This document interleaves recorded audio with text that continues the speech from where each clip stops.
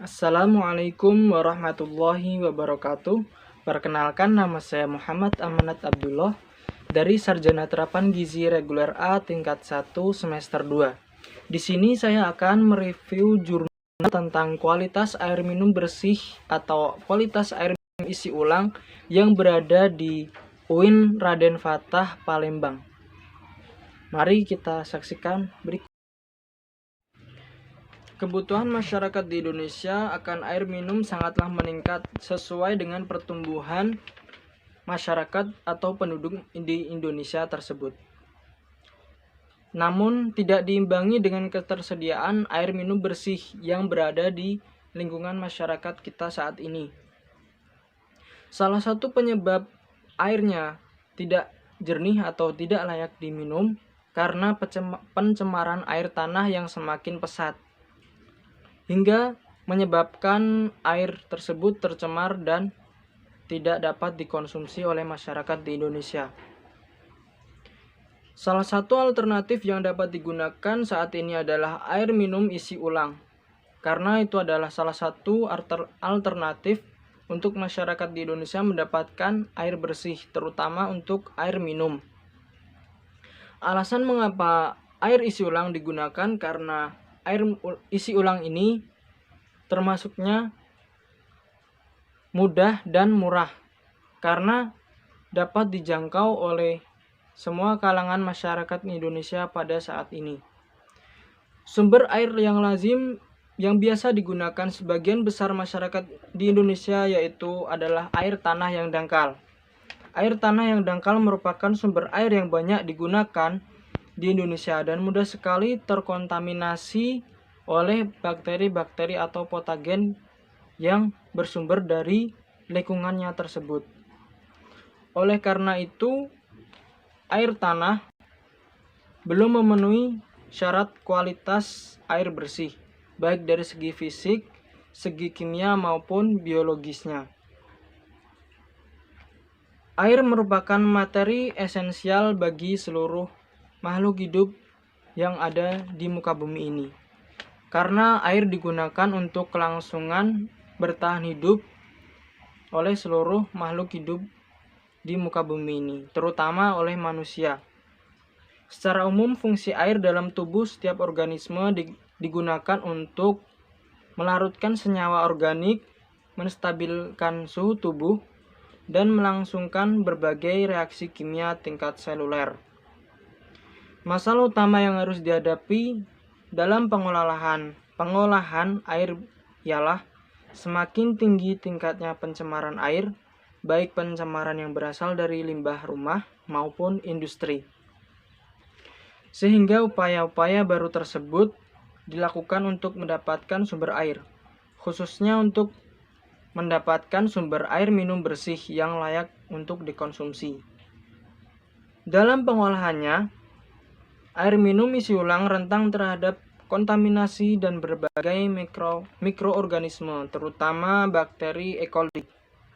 Pengadaan air bersih untuk kepentingan rumah tangga, seperti air minum, air mandi, dan sebagainya harus memenuhi persyaratan seperti yang sudah ditetapkan oleh pemerintah dari Menteri Kesehatan Republik Indonesia, di mana setiap komponen yang diperkenankan berada dalam harus sesuai dengan takarannya. Ciri-ciri air minum yang bersih yaitu tidak berwarna pekat, berwarna jernih, tidak berasa dan tidak berbau, dan juga air tidak seharusnya mengandung mikroorganisme atau zat-zat kimia yang dapat mengubah ahli fungsi tubuh dalam tubuh manusia tersebut. Air seharusnya tidak bersifat korosif dan tidak meninggalkan endapan-endapan di jaringan distribusinya. Pada hakikatnya ini bertujuan untuk air agar tidak menyebabkan penyakit yang dibawa oleh air tersebut. Untuk memenuhi kebutuhan air minum di masyarakat yang luas ini, saat ini terdapat 350 industri air minum dalam kemasan dengan produksi lebih dari 5 miliar per tahunnya. Bukan hanya industri air minum dalam kemasan, industri air minum isi ulang juga tumbuh pesat dan merupakan salah satu alternatif yang dapat disuplai oleh masyarakat dan di kota-kota besar yang tersebar luas di Indonesia ini.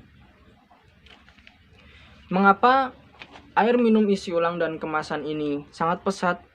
Karena di Indonesia ini cukup murah dan terjangkau oleh semua kalangan masyarakat di Indonesia.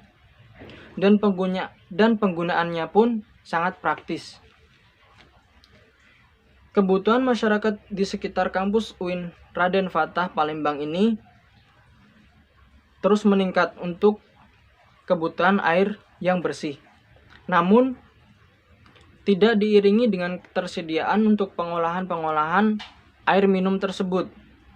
Salah satunya penyebabnya adalah sedikitnya yang memiliki sumber air untuk diolah menjadi air minum. Sumber yang ditemukan di sekitar UIN Raden Fatah Palembang ialah air tanah dan air sumur. Pencemaran yang semakin luas tak jarang membuat air tanah tersebut menjadi tidak layak untuk dikonsumsi atau dipakai oleh masyarakat di sekitar UIN Raden Fatah Palembang. Air minum isi ulang adalah jawaban masyarakat di sekitar UIN Raden Fatah Palembang sebagai salah satu sumber pemenuhan air bersih atau air minum untuk kalangan masyarakat di sekitarnya.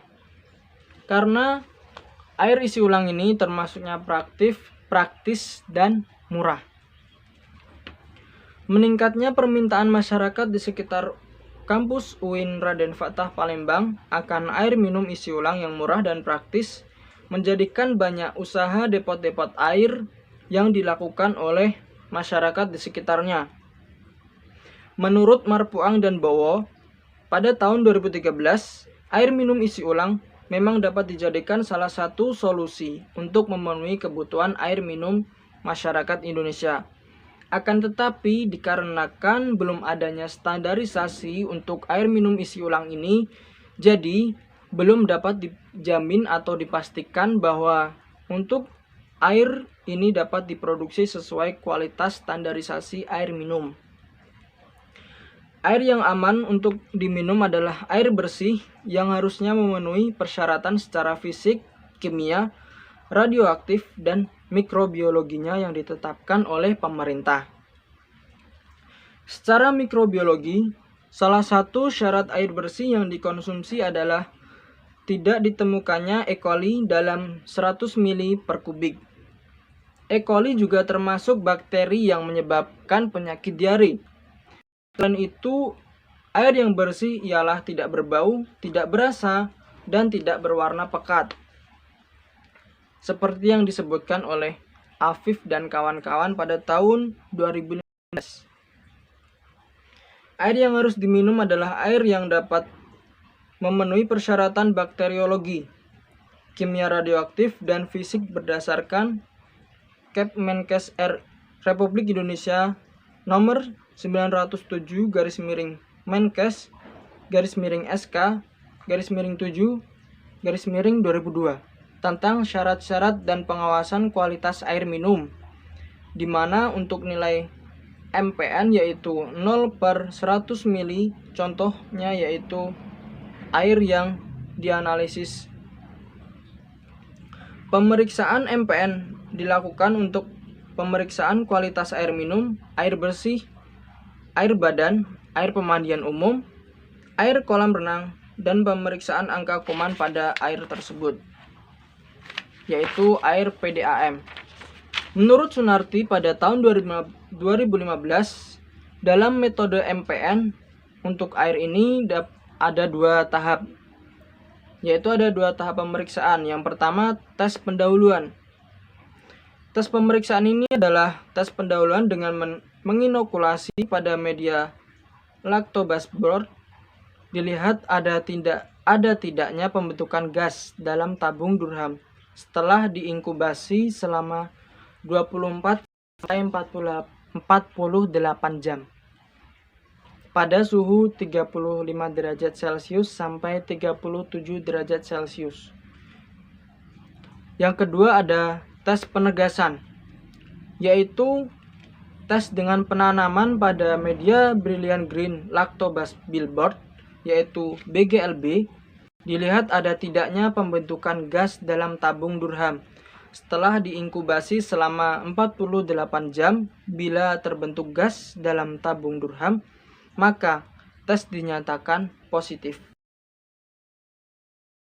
Yang selanjutnya yaitu metodologi penelitian. Metodologi ini dilakukan pada 18 sampai 25 Juni tahun 2016. Dilakukan di Laboratorium MIPA Fakultas Ilmu Tarbiyah dan Keguruan Universitas Islam Negeri Raden Fatah, Palembang. Metode penelitian ini bersifat eksperimen yang menggunakan metode penentuan nilai MPN untuk mengetahui kualitas air pada sampel secara kuantitatif. Alat yang digunakan dalam penelitian adalah tabung reaksi, tabung Durham, pipet ukur, Bunsen, cawan Petri, gelas ukur, jarum Ose, rak tabung reaksi, kertas label, Erlenmeyer, dan inkubator. Bahan yang digunakan dalam penelitian ini adalah 4 sampel air, media LB, media Brilliant Green Lactose billboard, yaitu BGLB, media osin, Methylene Blue, yaitu EMB, dan alkohol 96% dan kapas. Cara pengerjaannya yaitu: yang pertama, sterilisasi alat dan bahan. Yang kedua, pembuatan LB. Yang ketiga, pembuatan media BGLB. Yang keempat, pembuatan media EMB. Yang kelima, pengambilan sampel. Dan selanjutnya adalah uji pendugaan. Ini disiapkan 9 tabung kultur yang masing-masing berisi 10 ml media cair kaldu lactobacillus board atau LB. Sterilkan yang sudah dilengkapi dengan tabung Durham. Diatur letaknya pada rak tabung dan masing-masing diberi kode A1, A2, A3, B1, B2, B3, C1, C2, dan C3. Lalu dituangkan air sampel menggunakan pipet steril masing-masing sebanyak 10 ml ke dalam tabung kultur yang berkode A1, A2, dan A3. Kemudian dituangkan air sampel menggunakan pipet steril masing-masing sebanyak 1 ml ke dalam tabung kultur yang sudah diberi kode B1, B2, dan B3. Selanjutnya dituangkan air sampel menggunakan pipet steril masing-masing sebanyak 0,1 ml yang sudah dituangkan ke dalam tabung kultur yang sudah diberi kode C1, C2, dan C3. Terakhir, diinkubasi 9 tabung tersebut yang sudah diperlakukan pada suhu 37 derajat Celcius selama 1 kali 24 jam. Yang kedua yaitu uji penegasan. Uji penegasan disiapkan tabung kultur yang masing-masing berisi 10 ml. 10 ml media cair BGLB yang steril yang sudah dilengkapi dengan tabung Durham. Tabung diatur letaknya pada rak tabung dan masing-masing diberi kode yang sama seperti kode tadi, yaitu kode A1, A2, A3, B1, B2, B3, C1, C2, dan C3, sehingga jumlahnya sama dan dilakukan pada jumlah tabung yang positif saja. Lalu air dituangkan ke dalam sampel yang sudah diberi inkubasi, maksudnya dalam media kultur laktos menggunakan pipet steril. Dilakukan sebanyak masing-masing 1 ml dalam tabung yang positif. Kemudian tabung kultur diinkubasi di dalam suhu 45 derajat Celcius selama 1 kali 24 jam. Yang selanjutnya ada uji penguat. Dalam uji penguat ini, sampel yang positif pada uji penegasan diinokulasi sebanyak 1 oz ke permukaan media EMB. Dilakukan secara zigzag lalu diinkubasi dalam suhu 37 derajat Celcius selama 1 kali 24 jam. Pertumbuhan koloni diamati pada koloni yang menampakkan ada itu adalah koloni bakteri E. coli. Setelah semua pengujian selesai, ditentukan berdasarkan tabel nilai MPN ditentukan berdasarkan jumlah tabung yang positif dari perlakuan dan dihitung, yaitu MPN tabel dikali per pengenceran tengah. Dan yang selanjutnya adalah perhitungan bakteri coliform dan E. coli. Selanjutnya adalah hasil dan pembahasan. Hasil pengujian kualitas air isi ulang yang dilakukan dengan metode MPN terhadap bakteri coliform dan E. coli, yaitu sampel diambil dari 4 sumber depot air minum isi ulang yang berada di kawasan UIN Raden Fata, Palembang. Sampel pertama diambil dari kawasan Rawajaya 1. Sampel kedua diambil dari kawasan Rawajaya 3 dan yang ketiga berasal dari Rawajaya 2. Dan yang keempat merupakan sampel air yang diambil dari sekitar daerah Pahlawan. Pengujian dilakukan melalui 3 tahap, yaitu ada uji praduga, uji penegasan, dan uji penguat. Uji praduga yaitu uji praduga yang digunakan untuk mengetahui ada tidaknya bakteri coliform dalam air isi ulang. Sampel difermentasikan pada media LB atau lactose broth, masing-masing sebanyak 10 mili, yaitu ada 1 mili dan 0,1 mili. Hasilnya menunjukkan positif adanya gelembung gas yang dihasilkan pada tabung Durham. Gelembung gas dihasilkan dari aktivitas bakteri coliform yang memfermentasikan laktos sebagai sumber karbohidratnya dan menghasilkan gas sebagai produk.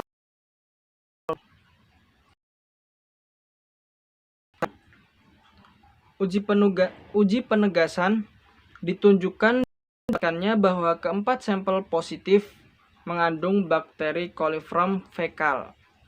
Nilai rata-rata MPN tertinggi pasca sampel keempat yaitu lebih dari 1100 mpb per 100 mili dan nilai terendah pada sampel 3 yaitu 14 mpn per 100 mili. Yang ketiga adalah uji penguat. Uji penguat untuk mengetahui adanya bakteri E. coli pada sampel dengan menggunakan media agar atau EMB, yaitu uji ini dinyatakan positif apabila pada pecahan Petri ditemukan koloni yang berwarna hijau metalik tersebut. Hasil uji ini memperlihatkan bahwa bakteri yang tumbuh pada media EMB berwarna hijau metalik. Hasil pengujian dari air minum isi ulang menunjukkan bahwa keempat sampel pencemar. Menurut BPOM, pada tahun 2008, batas ambang mikroba coliform dalam air minum kemasan adalah 0 koloni per 100 mili. Berdasarkan hasil kandungan bakteri coliform pada masing-masing sampel melebihi 2 koloni per 100 mili.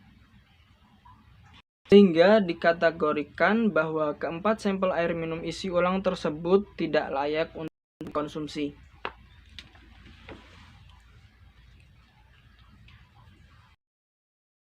Adalah golongan campuran bakteri fekal dan bakteri non-fekal.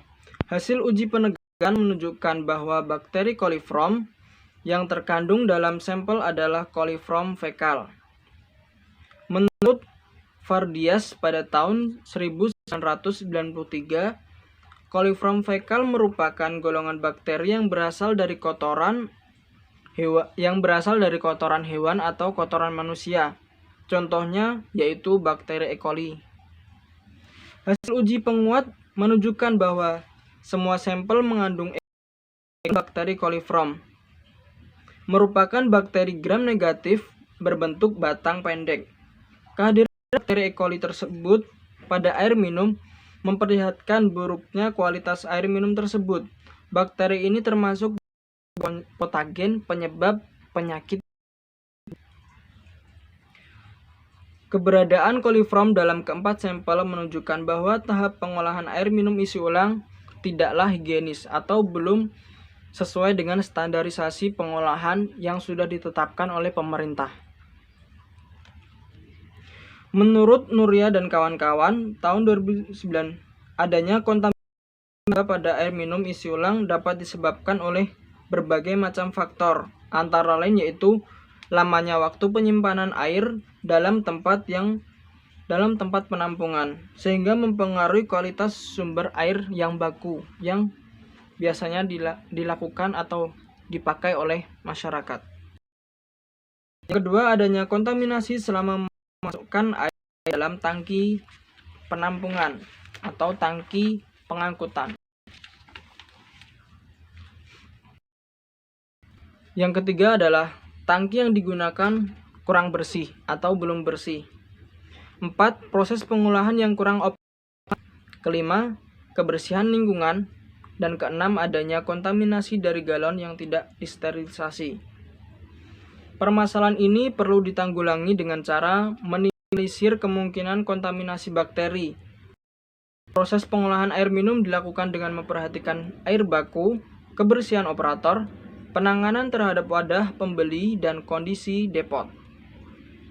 Yang pertama, isi ulang, yaitu sterilisasi wadah atau galon yang dibawa oleh konsumen dengan cara pencucian menggunakan deterjen yang disebut dengan tara pangan dan dibilas dengan air bersih di dalam suhu 60-85 derajat Celcius.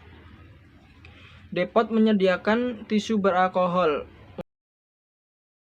untuk mengurangi tingkat kontaminasi bakteri dari luar, terutama yang menggunakan dispenser. Kesimpulannya yaitu, hasil pengujian kualitas air isi ulang dengan metode MPN memperlihatkan bahwa keempat sampel tidak layak untuk dikonsumsi karena terdapat positif mengandung bakteri E. coli dan coliform non-fekal. Bakteri coliform adalah golongan campuran bakteri fekal. Hasil uji penegasan menunjukkan bahwa bakteri coliform yang terkandung dalam sampel adalah fekal.